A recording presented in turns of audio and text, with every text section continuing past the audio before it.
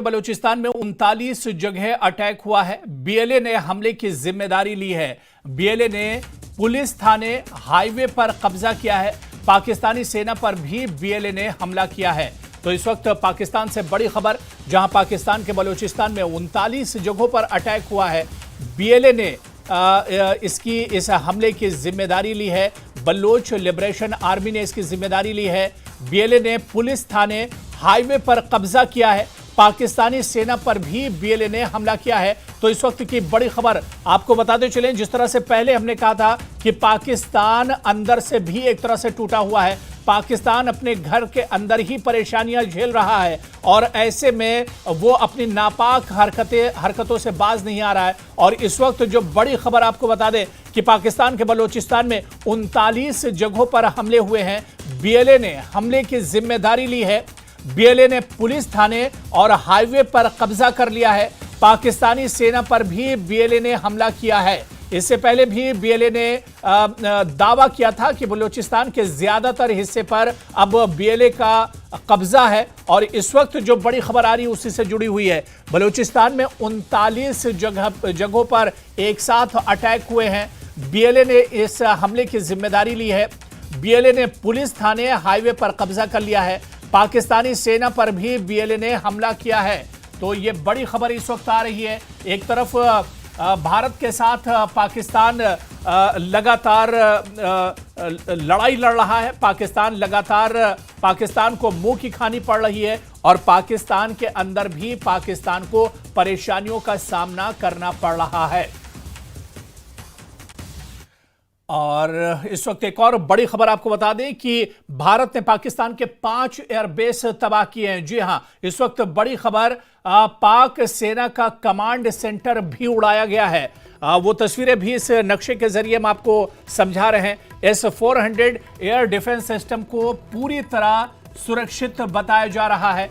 दरअसल S-400 air defence system ये भारत का एयर डिफेंस सिस्टम है जो पाकिस्तान पर बहुत भारी पड़ रहा है। पाकिस्तान के हर नापाक कोशिश को S-400 एयर डिफेंस सिस्टम नाकाम बना रहा है।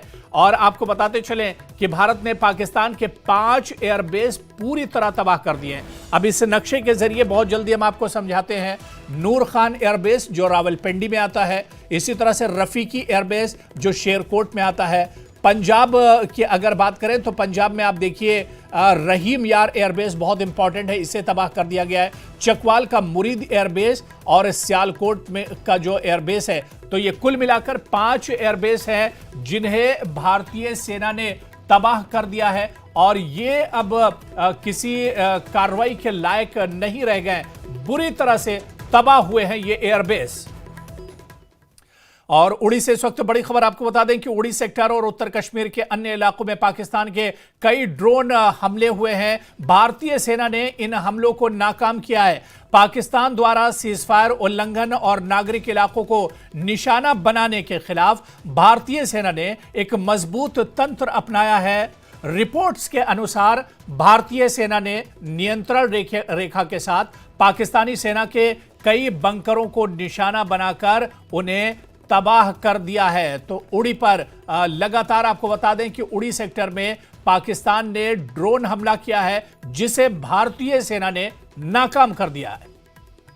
पाकिस्तान की जानिब से लगातार सीज फायर वायलेशंस का मुंहतोड़ जवाब दिया जा रहा है और हम इस वक्त बिल्कुल उड़ी में ग्राउंड जीरो पर मौजूद है और जहां पर आप देख सकते हैं कि ये जो एरियाज हैं पूरे बॉर्डर से घिरे हुए हैं। और यहां पर जिस तरह से लगातार पाकिस्तान की जानिब से सीज फायर वायलेशंस हुई और लगातार सिविलियन टारगेट्स को हिट किया गया, तो उसके बाद जो डिफेंस मैकेनिज्म है इंडियन आर्मी का, और बताया जा रहा है कि उसमें काफी तेजी लाई गई है और जो लेटेस्ट वॉरफेयर मेथड्स है, टेक्निक्स है, उनको अडॉप्ट किया गया है। और जो सिविलियन प्रॉपर्टीज है उनका तहफ़्फ़ुज़ मुमकिन बनाने के लिए अब जो स्ट्रेटजीज है वो बिल्टअप हो गई है। और लगातार हम देख रहे हैं कि जो डिफेंस मैकेनिज्म है इंडियन आर्मी की तरफ से उसको स्ट्रांग मजीद कर दिया गया गया है और लगातार पाकिस्तान को मुंहतोड़ जवाब दिया जा रहा है। और यही वजह है कि जो ये एरियाज अब दिख रहे हैं तो यहाँ पर अब जिस तरह से शेलिंग की शिद्दत जो है, इंटेंसिटी जो है, हम सुबह से देख रहे हैं कि काफी कम हो गई है, क्योंकि लगातार जो भारतीय सेना है मुंहतोड़ जवाब दे रही है पाकिस्तान की इस शेलिंग का, और जिसके तहत इन सिविलियन एरियाज को टारगेट बनाया जा रहा था।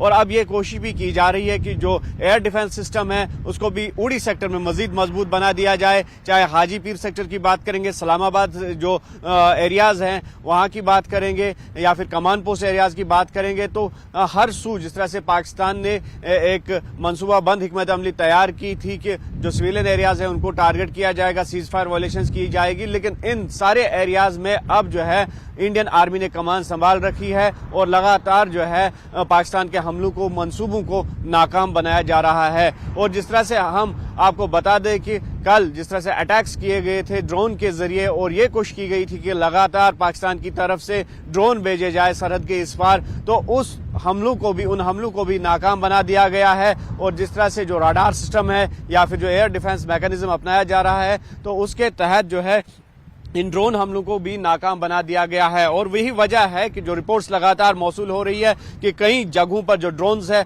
वो गिरा दिए गए हैं, और ये कोशिश की जा रही है सुरक्षा बलों की तरफ से कि खास तौर पर जो सिविलियन एरियाज है उनका तहफ़्फ़ुज़ मुमकिन बनाया जा सके। और अब ये कोशिश की जा रही है कि जो भी हमला पाकिस्तान की जानिब से अंजाम दिया जाएगा तो उसको मुंहतोड़ जवाब भी दिया जाए। और यही वजह है कि आज रात भर जहां जहां पर जो पाकिस्तानी आर्मी है उन्होंने स्ट्राइक किया था, तो उन हमलों को नाकाम बना दिया गया है। और आगे भी यही कोशिश रहेगी इंडियन आर्मी की कि जो ज्यादा से ज्यादा यहाँ पे सिविलियंस है उनका तहफ़्फ़ुज़ भी मुमकिन बनाया जा सके, और साथ ही साथ जो यहाँ पर सीज फायर वायलेशंस हो रही है तो उसका भी फुल इंटेंसिटी के साथ, फुल स्ट्रेंथ के साथ जवाब दिया जाए। आफाक शाह के साथ उड़ी से न्यूज़ 18 के लिए मुदस्सिर कादरी।